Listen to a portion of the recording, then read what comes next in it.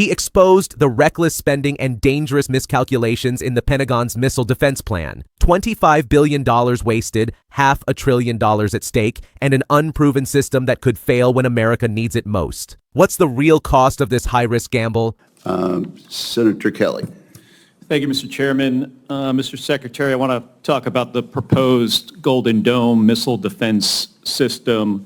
There's a request to spend $25 billion in this year alone.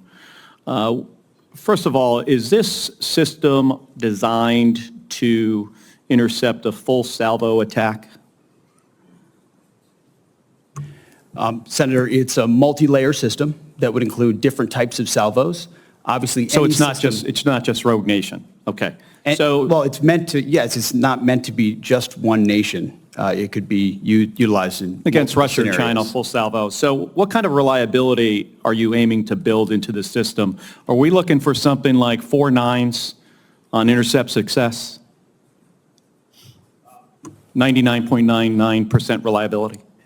Obviously, you seek the highest possible. You begin with what you have and integrating those C2 networks and sensors, building up capabilities that are existing with an eye toward future capabilities that can come online as quickly as possible, not just ground-based, but space-based. So against future capability too. So do you believe that we can build a system that can intercept all incoming threats? You think we could build that system? This is a very hard physics problem.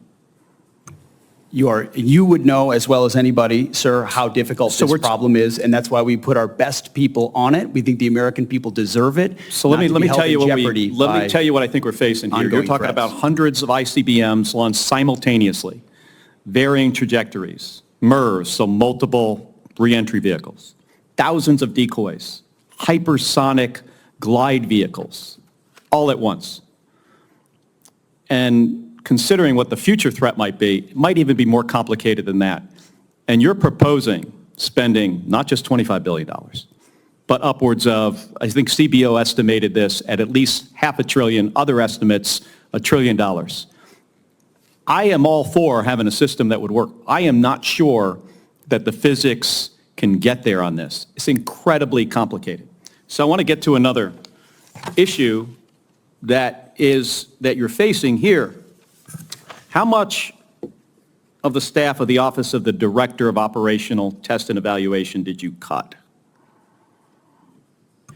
After collaboration, sir, with the service departments, the Joint Staff, and others, we identified that as a place where there were redundancies and multiple additional layers that were unnecessary. I'll tell you what you cut. You cut 74%. Most of it. That's what I was going to say. Most of it. And was your decision to cut more than half of the Pentagon's Testing and Evaluation Office staff driven in part by concerns about the office's plan to oversee testing of Golden Dome? The concerns were not specific to Golden Dome, sir. It was years and years of delays unnecessarily based on redundancies in the decision-making process that the services, COCOMs, and the Joint Staff, together with OSD, identified as a logjam that was not helping the process. To get the reliability we would need, you need something that's at 4 nines, 99.99% reliability with all these challenges. And you cut the staff of the people who are going to make sure this thing works before we make it operational, before we give it to the warfighters. You got to go back and take a look at this. But I also strongly encourage you to put together before we spend $25 billion or $175 billion or $563 billion or $1 trillion, put together a group of people to figure out if the physics will work. You could go down a road here and spend hundreds and hundreds of billions of dollars of the taxpayer money, get to the end, and we have a system that is not functional. That very well could happen. And you're doing this just because the president, and I understand your role as the Secretary of Defense. You got to execute what the president says. But this idea, might not be fully baked. And you can get in front of it now and figure out and find out if you put the right physicists on this. And I'm not saying go to the big defense contractors. Going to scientists, and I know there's a questionable relationship with this administration and scientists, but go to some scientists, figure out what we would have to do to build a system and then make smart decisions before we spend hundreds and hundreds of billions of dollars. Senator, we're doing that, leveraging existing technologies and not premising the project on aspirational technologies, what we can actually do, and would welcome. Well, $25 billion Thank you. in the first year is a lot of money. That's more than just figuring out if we have the ability to build a system that can handle a full salvo threat, hypersonic glide vehicles, MERS, thousands of decoys. Thank you, Mr. Thank you, Chairman. Senator Kelly. Senator Sheehy. You're about to find out. What you just witnessed was a devastating takedown of a deeply flawed military strategy. Senator Kelly didn't just challenge the $25 billion request for the Golden Dome missile defense system. He dismantled the entire premise of the plan. $25 billion is a lot of money, but it's only the start. Estimates now put the cost of this project anywhere from $500 billion to $1 trillion.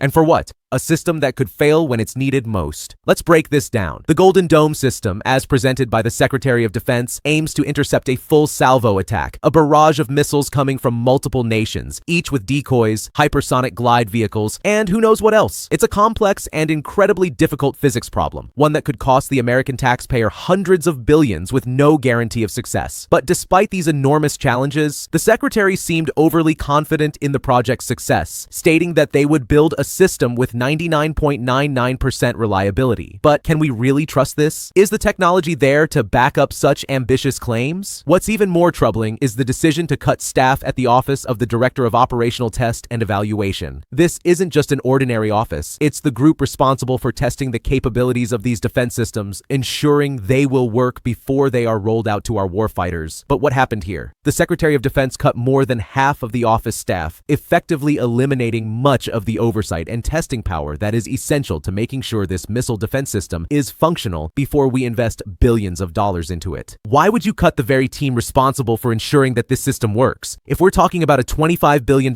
project, shouldn't we be ensuring that every step is carefully reviewed and tested? Doesn't this raise a red flag? The Secretary justified these cuts by claiming it was about eliminating redundancy and inefficiency in the system, but this isn't just a simple government process. This is about national security. Can we really afford to take such shortcuts with our defense systems? This is about the safety of the American people. And when it comes to that, we cannot afford mistakes. The truth here is simple. We are being asked to blindly trust a system that hasn't been fully tested, with no clear evidence that it will even work. Imagine spending hundreds of billions of dollars on a system that fails in the end. What happens to our security then?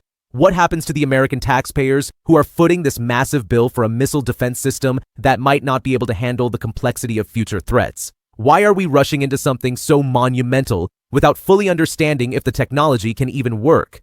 The real problem here is the lack of due diligence. We are not testing these systems enough, and the people in charge are more focused on political agendas than on making sure we have a missile defense system that can handle the actual threats we're facing. What happens when this system fails, and we've already spent hundreds of billions?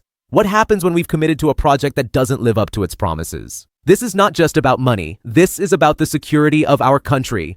When the Secretary of Defense proposes spending billions on a system without making sure it works, it's a dereliction of duty.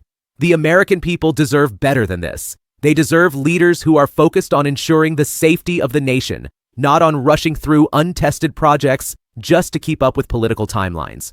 Now, let's consider the emotional impact. This is about the lives of American service members, the men and women who are sent into harm's way every day, and we're asking them to rely on a system that might not even work.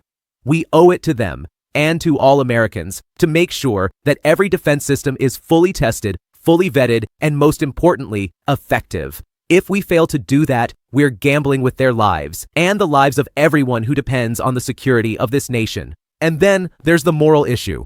Why should we put money into a system that might fail? Why are we prioritizing an unproven missile defense system over ensuring that we have the right technology, the right people, and the right testing? We cannot let this happen. We cannot let the defense of our nation be treated as an experiment. This isn't just an issue of money.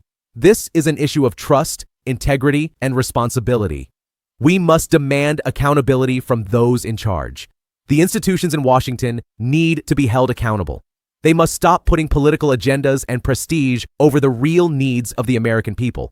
No one is above the Constitution, and no one is above the responsibility to protect this nation's security. We cannot allow this kind of reckless spending to continue. We need to make sure that every dollar is spent wisely, with full transparency and proper testing before we commit to spending hundreds of billions on an unproven system. Share this video if you believe we need accountability in defense spending. Subscribe to stay informed about these critical issues, and stay loud, because we cannot afford to stay silent when it comes to our national security. We deserve better. We demand better.